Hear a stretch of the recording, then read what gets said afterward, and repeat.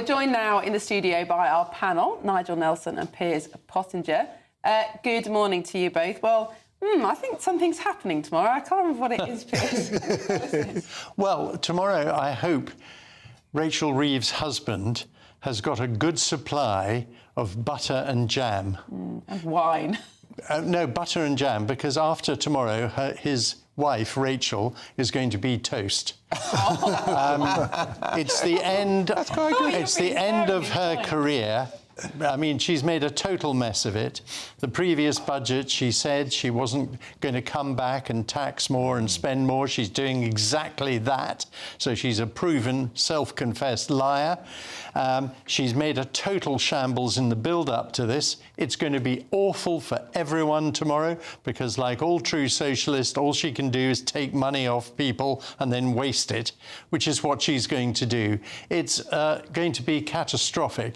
Worse than that, the Office of Budget Responsibility, who should be called the Office of Budget Irresponsibility, and surprise, surprise, their forecasts are wrong again, and they have already said, incredibly, that they are going to lower their forecasts for every year of the rest of this Parliament immediately following the budget.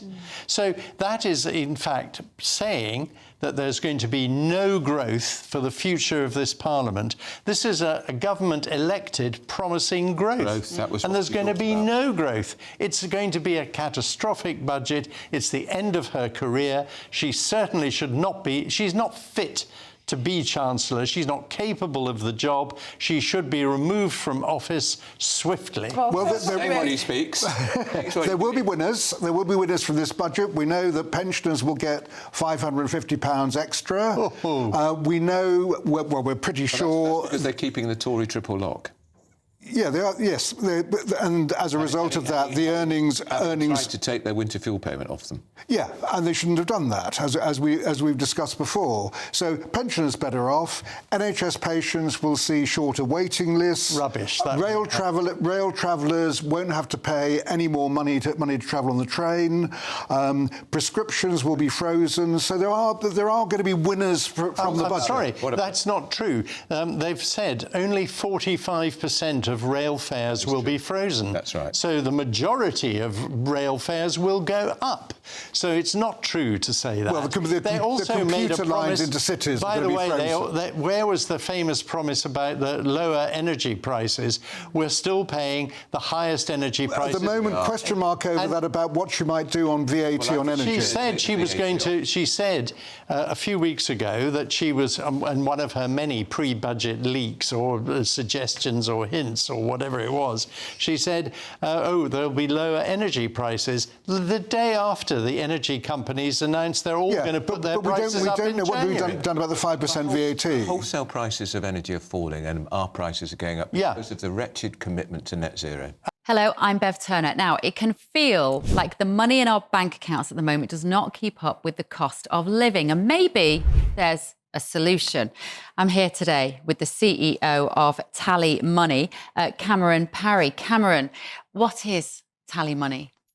Well, Bev, with TallyMoney, you get a current account and a debit card, but instead of pounds, you use milligrams of gold as your everyday money. So why gold? Gold traditionally is a great store of value. It has, on average, gone up at over 11% per annum for the last 25 years against the pound. It's tripled in value in the last decade, and in the last 2 years alone, it's increased by 50% against the pound. Banks' savings products just can't compete with that level of growth.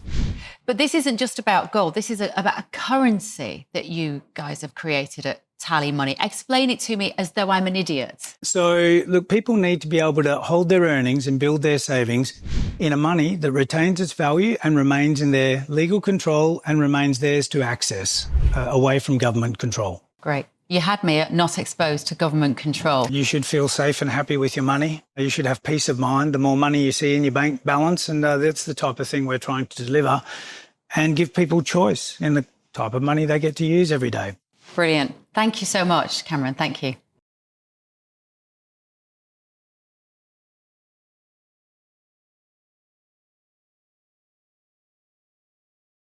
Absolutely. Well, it's lunatic Miliband and his crazy schemes. It depends whether you think net zero is worth going for. And basically, you're absolutely right. There will be extra cost now for net zero, but that will save money in future. Well, give me one example in the budget tomorrow of anything she is doing that's going to encourage growth in the economy. There isn't a single element that is going to encourage business, entrepreneurs.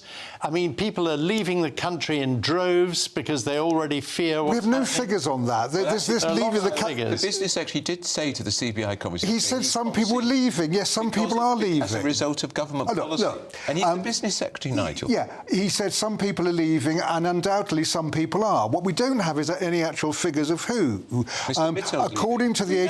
Mr Mittle's gone to... We know, he gave £5 million to Labour under Blair. You've got one person then you've been able to name. I know some people will have left, but if you look at what happened with the non-dom tax, so that was a tax on the rich, 60,000 stayed. Some people disappeared, 60,000 stayed. That means Rachel Reeves is on target for the £10 billion she's raising from. She's not. Anything she's on target for is bankrupting this country.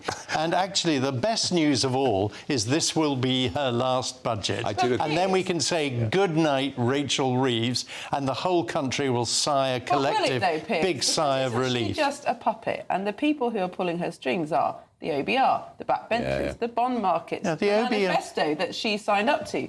She has very, very limited free choice in what she can do. Because she's created her own mess, and she is incapable of acting as a proper Chancellor. She doesn't have the skills to be Chancellor. She should be removed immediately for the sake of this country's health.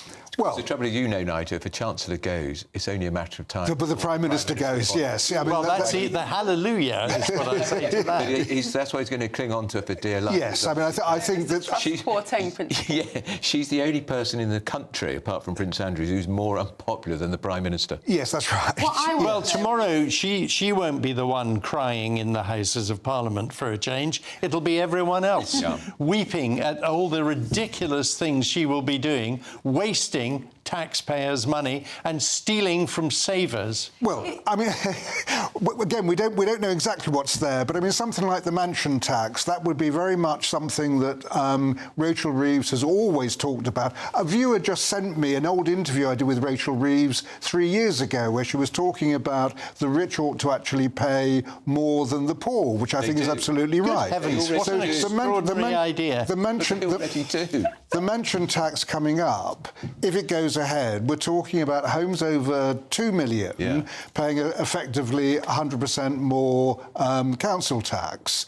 Those are the right people to hit, the people who can most afford it. That won't happen until 2020 at the earliest. Hit the wealth creators, that's what she's doing. They're going to be valued at $1,999,000. Yeah, of course they are. All over the country. Yeah, we saw this. I mean, it's just going to be... the estate agents are going to have a field day. They're not... luckily, a lot of wealthy people in this country are a lot smarter than our Chancellor. I think... and they'll be able to outwit her. Yes, they will. I mean, she doesn't ever raise the taxes she thinks she's going to by doing these stupid measures. And she doesn't learn from it. But Socialists never learn. This is not about putting a house on the market. This is about revaluing the council tax bands F, G and H, the top bands. That's not going to be done by the individuals. So that'll be, and it's about time we actually looked at council tax as a whole. We've had those bands since 1991. That's right. Yes. Well, gentlemen, we have to move on because we've got to go to Westminster Magistrate Court at some point, but we will no doubt, Piers, be talking to you about the aftermath of the budget. I'm sure. And you too, Nigel. Yes. And prediction, is it her last budget as Chancellor? No.